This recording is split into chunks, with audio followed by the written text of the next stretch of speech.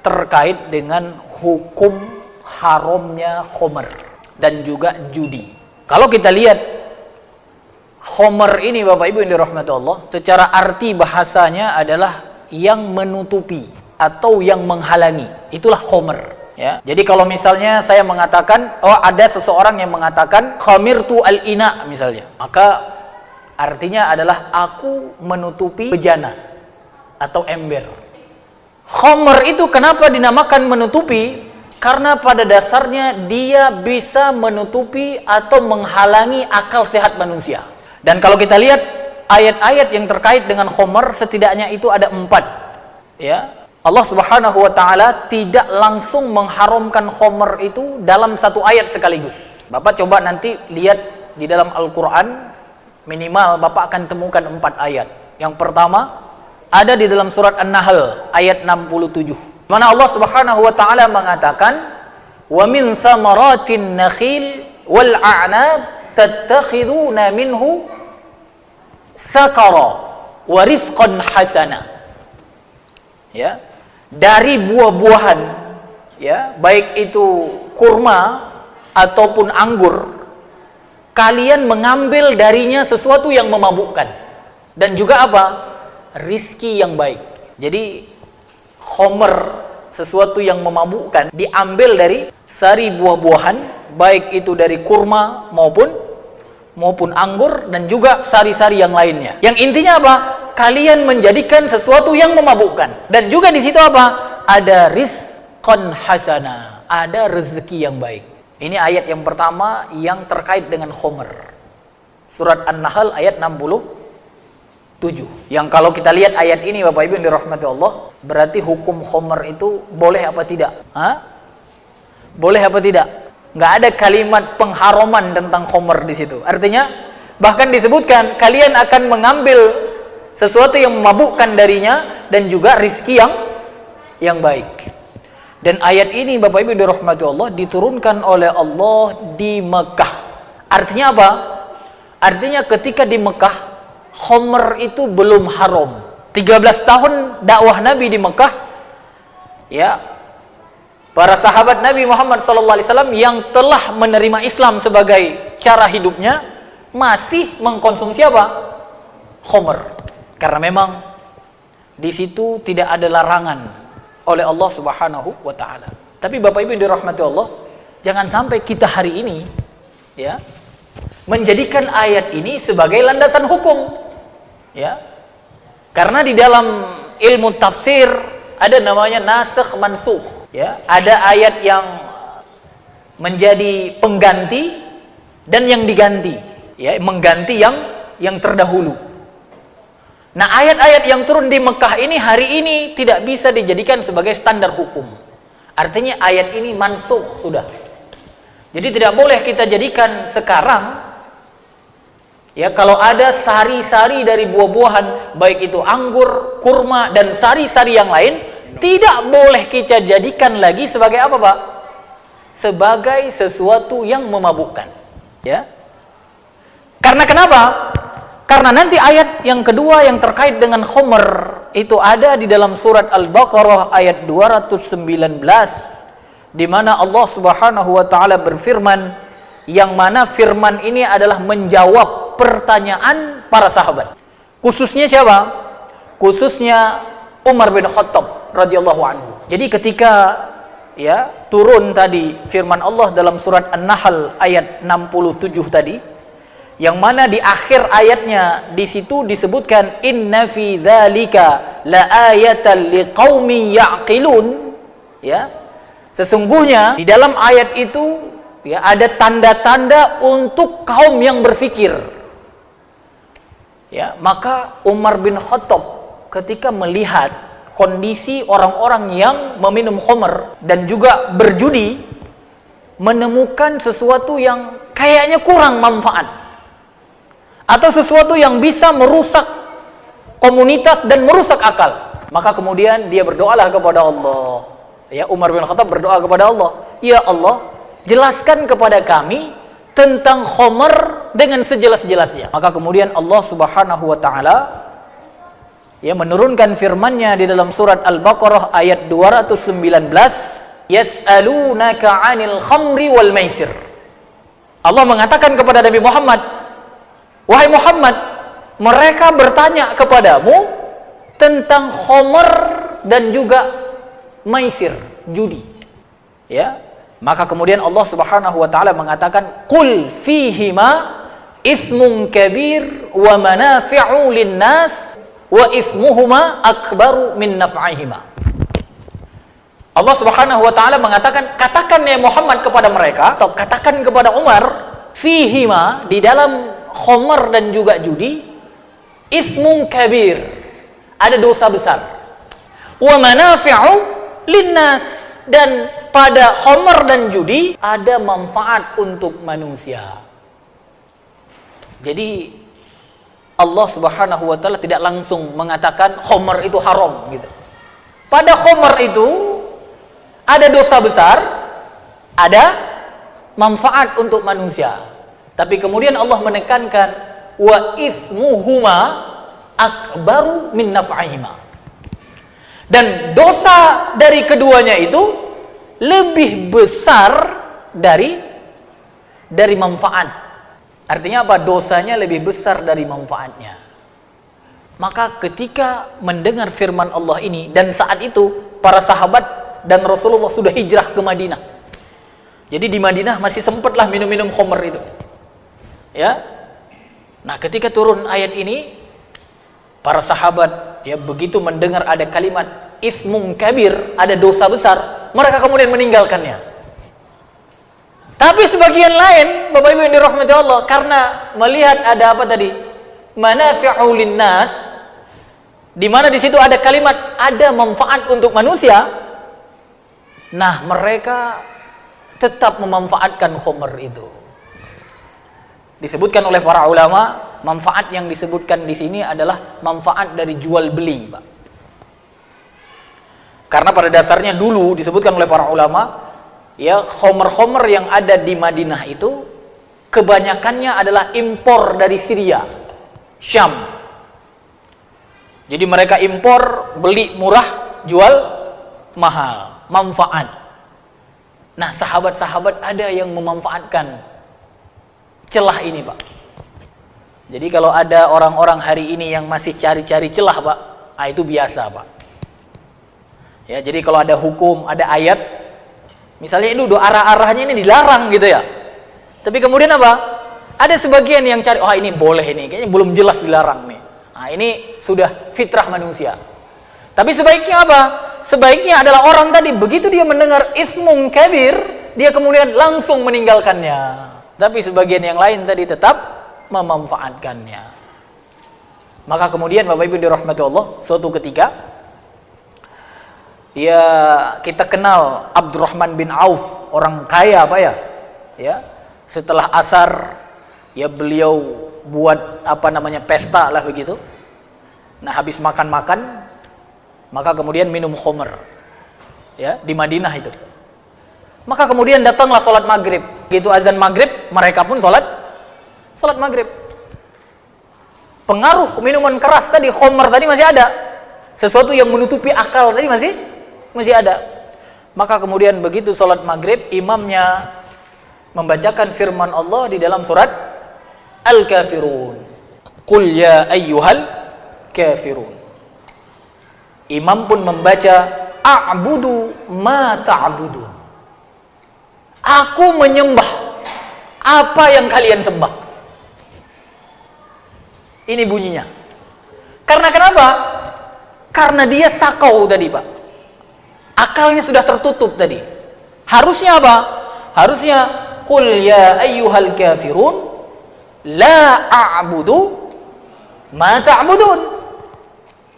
Aku tidak menyembah apa yang kalian sembah. Tapi kalimat la-nya itu tidak dibaca. Langsung maknanya hilang. Allah pun menurunkan firman-Nya di dalam surat An-Nisa ayat 43. Di mana bunyinya apa? Ya ayyuhalladzina amanu la taqrabus shalah wa antum sukara hatta ta'lamu ma taqulun. Ya.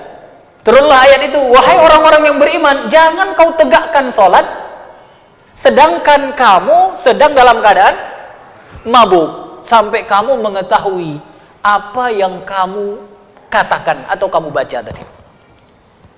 Ya. Maka kemudian apa yang terjadi, Pak? Para sahabat begitu mendengar kalimat ini, jangan kau dekati sholat ketika engkau mabuk, maka mereka menambah semangatnya untuk meninggalkan khamr. Tapi sekali lagi masih ada juga yang melihat celah. Celahnya adalah jangan dekati sholat ketika mabuk. Kalau enggak sholat boleh mabuk, kan gitu. Maka kemudian ada yang membuat acara, ya. Di situ disebutkan ada Sa'id bin Abi Waqqas, ya, habis sholat Isya. Mereka kan berpikir ini habis sholat Isya seperti ini kan panjang, Pak ya. Kalau minum 1 botol ya subuh sadarlah, Pak ya. Sadar kan gitu ya. Dugaan mereka begitu. Maka kemudian habis sholat Isya, yang di situ ada Sa'id bin Abi Waqqas dan sahabat yang lain, ya. Bahkan di situ di hadis itu disebutkan mereka yang memasak kepala unta, gitulah ya. Maka kemudian setelah makan-makan mereka pun minum khamr, akhirnya mabuk. Nah, kalau udah mabuk kan Bapak tahu sendiri, ngobrol itu ngaruh, ya pokoknya nggak jelas omongannya. Maka muncul umpatan-umpatan di dalam syair-syair yang mereka keluarkan. Ya, syair-syairnya saling menghina. Yang terhina ketika itu adalah kaum Ansor. Maka orang yang terhina, ya, kaum Ansor ini mengambil tulang dagu dari kepala unta tadi dan kemudian dipukulkan kepada Sa'id bin Abi Waqqas sampai kemudian beliau pun terluka. Dan setelah itu Sa'id bin Abi Waqqas pun menceritakan kepada Rasulullah sallallahu alaihi wasallam, dan setelah itu turunlah firman Allah Subhanahu wa taala di dalam surat Al-Maidah ayat 90 dan 91. Yang nantinya ayat inilah yang menjadi final tentang hukum diharamkan khamr itu.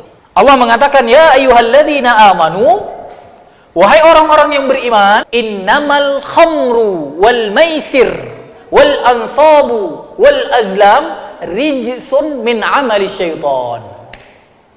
Wahai orang-orang yang beriman, kata Allah, sesungguhnya pada khamr, tadi sesuatu yang menutupi akal, Pak. Dan khamr itu dijelaskan oleh para ulama, jumhur ulama, tidak mesti terbuat dari anggur, tidak. Kalau misalnya dibuat dari mangga, kalau dia sudah menjadi khamr, maka tetap statusnya khamr, haram. Walaupun ada sebagian ulama Hanafiyah, ya, ulama Hanafiyah, Imam Abu Hanifah mengatakan khamr itu khusus yang dibuat dari anggur. Selain yang dibuat dari anggur namanya nabiz. Tapi jumhur ulama mengatakan semua sari buah-buahan yang nanti menjadi khamr yang menutupi akal manusia ketika diminum, maka statusnya itu adalah khamr. Imam Syafi'i, Imam Ahmad bin Hanbal, Imam Malik, ya, artinya jumhur ulama mengatakan seperti itu. Jadi kalau ada hari ini yang memabukkan selain dari anggur, itu tetap khamr.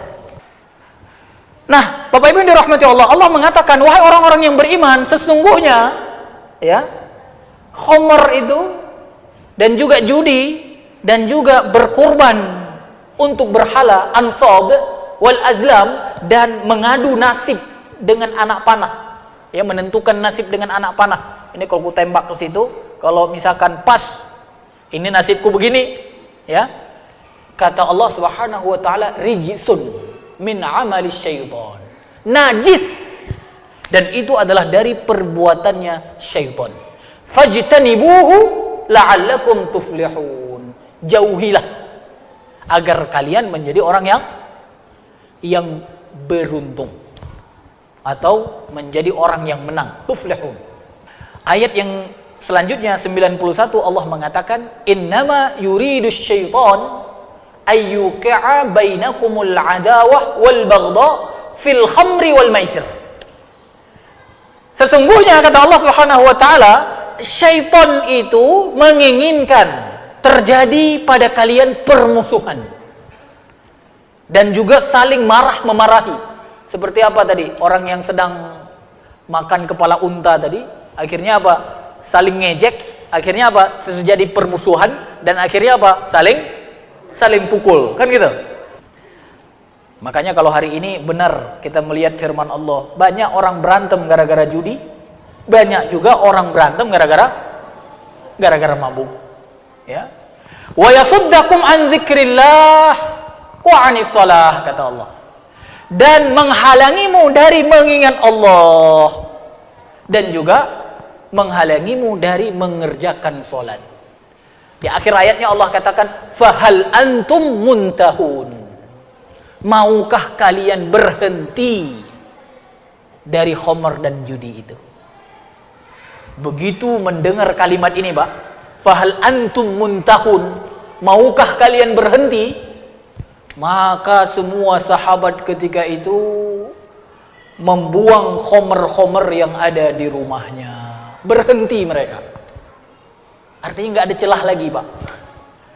Nggak ada celah lagi. Karena Allah Subhanahu wa taala sudah mengatakan, fahal antum muntahun. Maukah kalian berhenti dari khamr dan juga judi?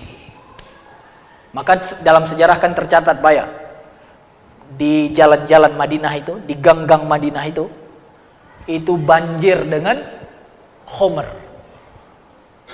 Ya, karena memang ya kebiasaan penduduk Mekah dan juga Madinah ketika itu, Arab secara umum, mereka menjadikan khamr itu sebagai minuman ya yang rutin mereka nikmati.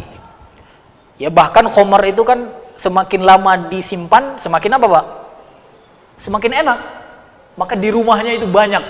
Ya, maka begitu kata Allah, fahal antum muntahun, maukah kalian berhenti?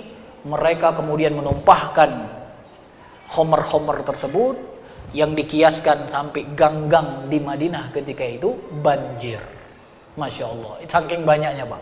Nah, 3 ayat sebelumnya, An-Nahl 67, Al-Baqarah 219, dan An-Nisa 43. Apakah hukumnya itu masih berlaku? Ayatnya masih ada, tapi hukumnya sudah tidak berlaku. Nah, inilah yang dinamakan dengan mansukh. Mansukh itu terhapus hukumnya, ayatnya masih ada. Maka kalau orang tidak memahami tafsir dengan benar, bisa jadi, Pak, nanti orang akan berdalil dengan firman Allah di dalam surat An-Nisa ayat 43 misalnya, di mana Allah mengatakan, ya ayyuhalladzina amanu la taqrabus shalah wa antum sukara. Hai orang-orang yang beriman, jangan kau dekati salat ketika kamu sedang mabuk. Artinya apa? Oh, kalau nggak salat boleh. Kalau ini dijadikan sandaran, berarti apa? Dia belum memahami tafsir Al-Qur'an dengan benar. Kita temukan di dalam karya-karya ilmiah itu ada ayat-ayat yang pada dasarnya secara hukum sudah mansukh, tapi kemudian dijadikan sebagai apa? Sebagai dalil untuk menguatkan pendapatnya. Orang yang sudah paham nasakh mansukh ini, pasti dia tidak akan salah di dalam menjadikan Al-Quran sebagai dalil. Karena yang menjadi nasikh atau hukum yang tetap berlaku itu adalah firman Allah Subhanahu wa taala di dalam surat Al-Maidah ayat 90 dan 91 itu. Yang namanya khamr itu sudah mutlak diharamkan oleh Allah Subhanahu wa taala. Jadi tidak boleh menjadikan, misalnya tadi kan khamr itu memang ada dosa besar, tapi ada manfaatnya. Kan gitu kan? Karena hari ini ada orang yang jual beli khamr menjadikan itu sebagai dalilnya, Pak. Ya. Padahal di hadis Rasulullah pernah mengatakan, apa yang haram ya diminum, haram juga dijual. Apa yang haram dimakan, haram juga dijual. Tapi ada orang yang mengatakan, kan kata Allah Subhanahu wa taala, ya, manafi'u linnas, ada manfaat untuk manusia. Padahal ayat itu secara hukum sudah mansukh. Artinya apa? Ayatnya masih ada, tetapi hukumnya tidak ada lagi. Ya, nanti ada pembahasan khusus tentang nasakh mansukh itu. Ya, apa itu nasakh, apa itu mansukh, apa contoh-contohnya, banyak di dalam Al-Qur'an.